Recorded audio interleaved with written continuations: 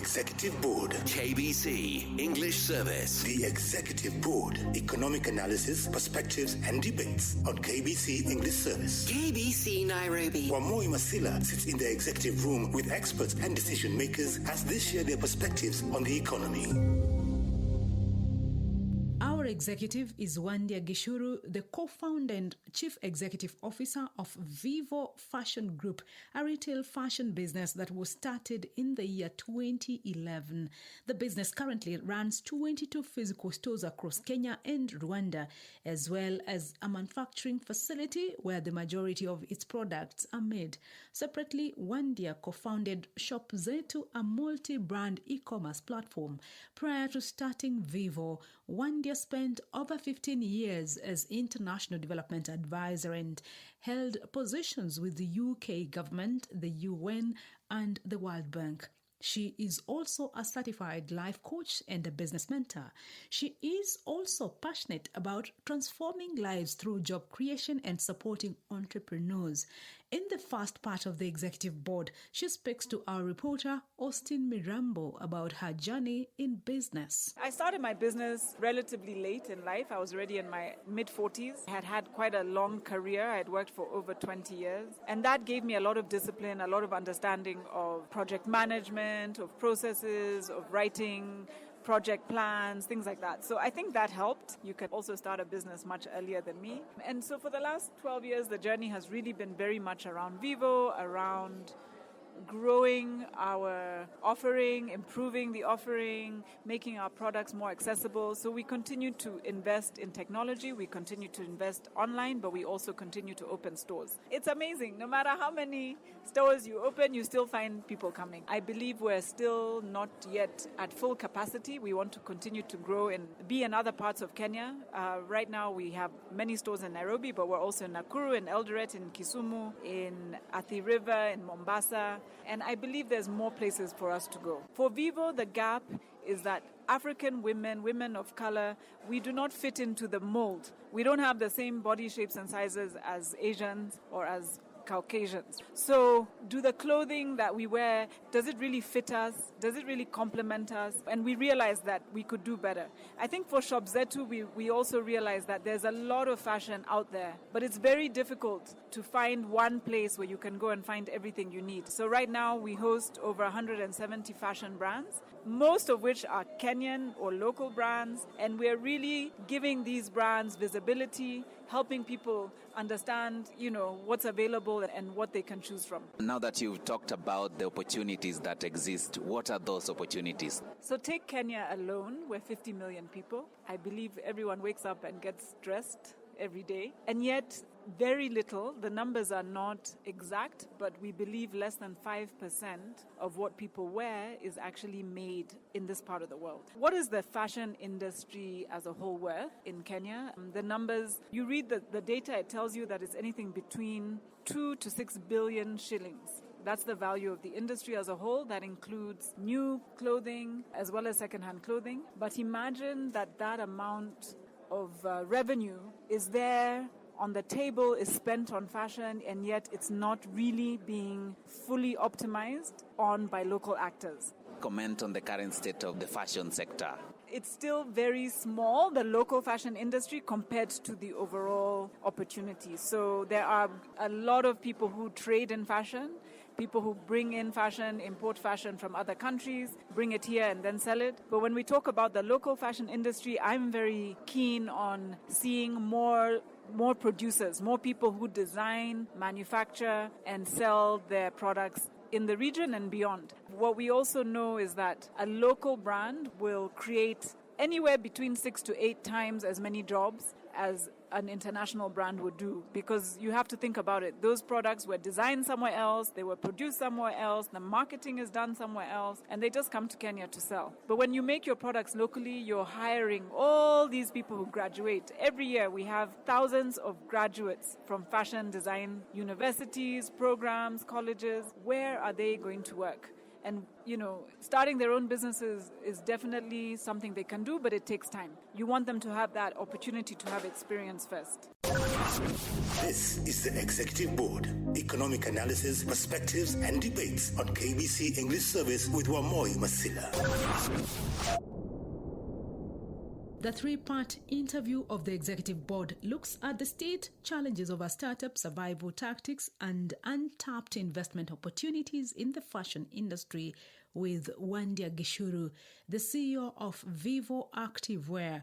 We move to part 2 of the Executive Board, where our reporter Austin Mirambo engages the CEO Wandia Gichuru on the challenges in the fashion industry. If you compare the Mtumba business, which is the clothes which are imported from outside the country, is it more of a challenge or it's a competition which you very well welcome? I think there's space for Mitumba. For sure, not everybody can afford to buy new clothing all the time.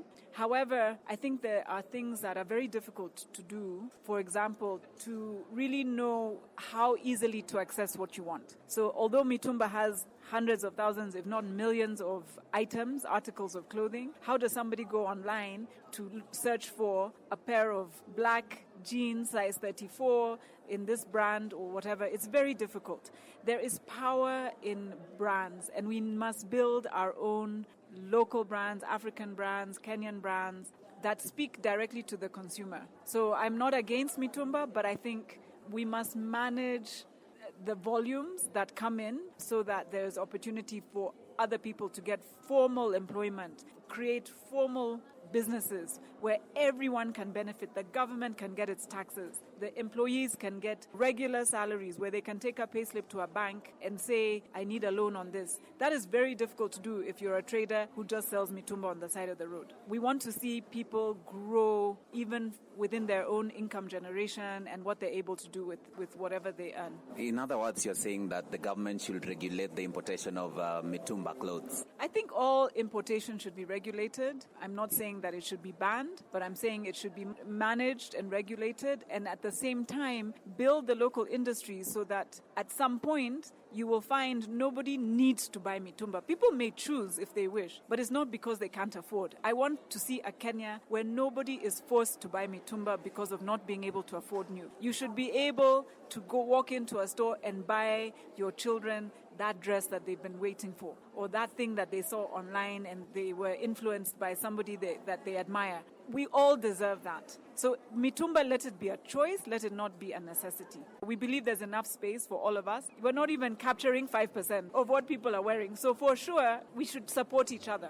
Lift the tide so that all the ships in this fashion space can be raised. For Shop Zetu, I think the benefit we have is we driving a lot of traffic to the platform. So for somebody who maybe is a little bit unknown, they've just opened an Instagram page and they're still trying to acquire customers. They're still trying to get to market. If they list on Shop Zetu, they will be seen. People will find them. We will promote them. We will tell their story. We will showcase their products. And we will offer very many value-added services. So if you do not have a place to go and create your content, we have a studio we can create content. If you're not sure how to do the delivery to your customers, we manage all of that.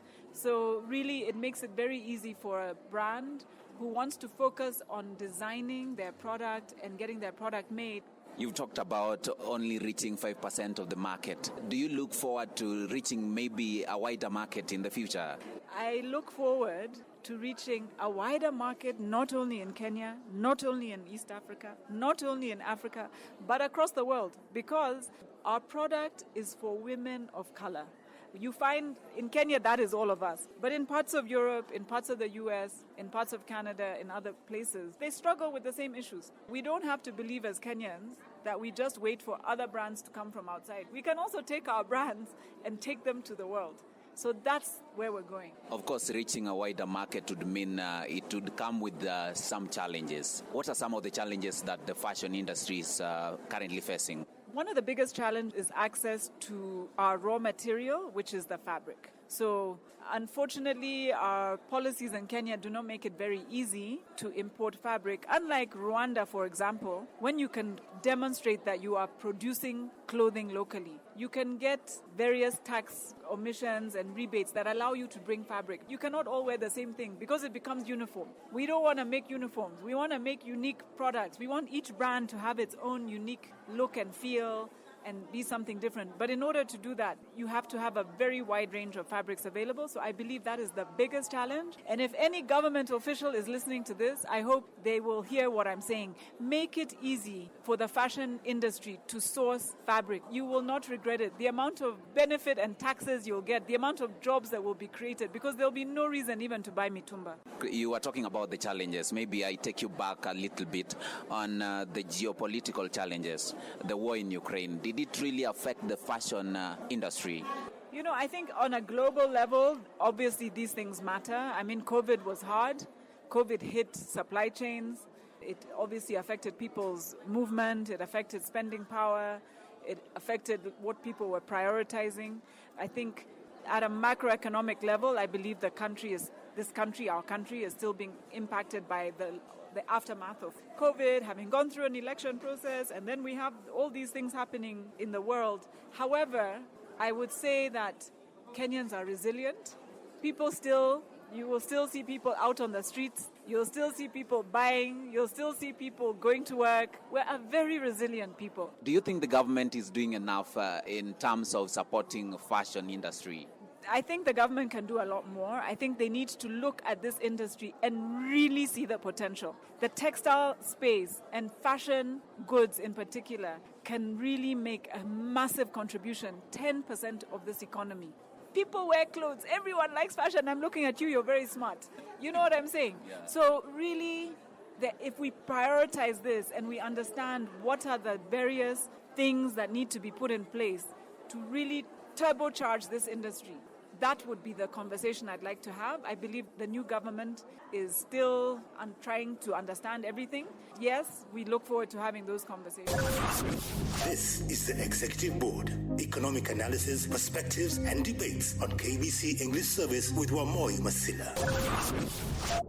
The Executive Board looks at how to grow our business with Wandia Gichuru, the CEO of Vivo Activewear.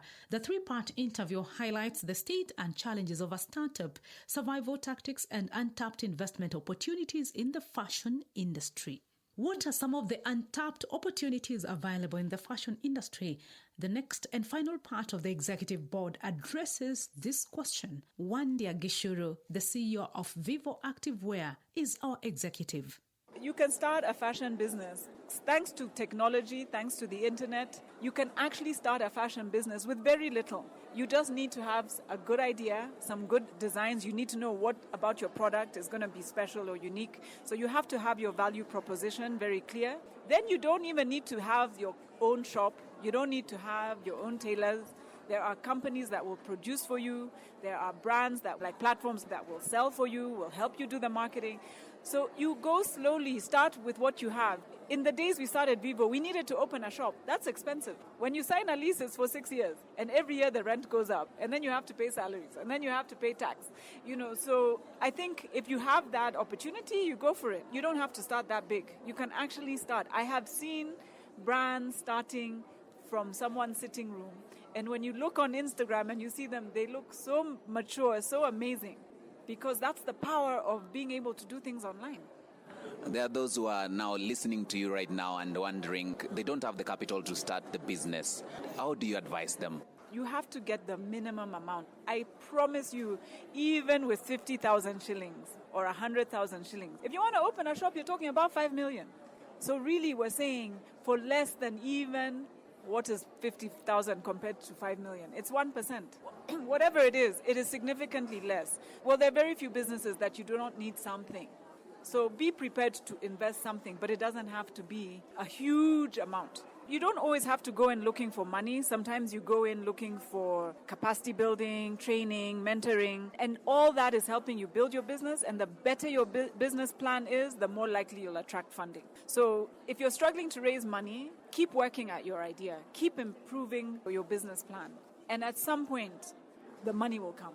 The president has been very vocal about digitizing business. What's your take on this? Are we moving towards the right direction? I think it's inevitable. It's going to go in that direction anyway. You want to believe it or not, for a space like in the fashion space, I think it helps to have a physical presence as well if you can do both. So whether or not you can open your own store, you can also do pop-ups. You can go to those craft fairs and markets. You can rent space in somebody else's shop. There are very many things that you can do to try and get your product in front of people. I believe in what we call omni-channel, that there are many different ways to get your product to the customer. And being online is critical, whether it's for marketing, whether it's for distribution, whether it's for brand awareness, for engagement, whatever your goal is, you have to be online, especially in fashion. Fashion content is everything. People have to see the pictures and feel something when they see them. Thank you so much, Wandia Gichuru, for having time to talk to the executive board. Your parting shot. Just to encourage anybody who's out there and is struggling. Business is hard. You go through ups and downs. Don't give up. If there's one thing, the businesses that still are around after years and years and years, it's because they didn't give up. They plowed through, they were they continued. That sometimes you have to be willing to change, you have to be willing to pivot, but you should never throw in the towel because of a frustrating moment. Even if at some point you decide, try to leave a business that will survive beyond you. So one day, I'll walk away from Vivo, I'll walk away from Zetu, but hopefully both businesses will still be there. Wandia Gichuru, the CEO of Vivo Activewear, speaking to our reporter, Austin Mirambo. The executive board's focus was on growing our business. The three-part interview highlighted the state and challenges of a startup, survival tactics, and untapped investment opportunities in the fashion industry. Special thanks to all those who participated in the production of the executive board. Join us next Thursday at 8:30 p.m. and on podcast at www.kbc.co.ke. Wamoyi Masila sits in the executive room with experts and decision makers as they share their perspectives on the economy. KBC English Service. The executive board is also available as a podcast on www.kbc.co.ke. KBC Nairobi.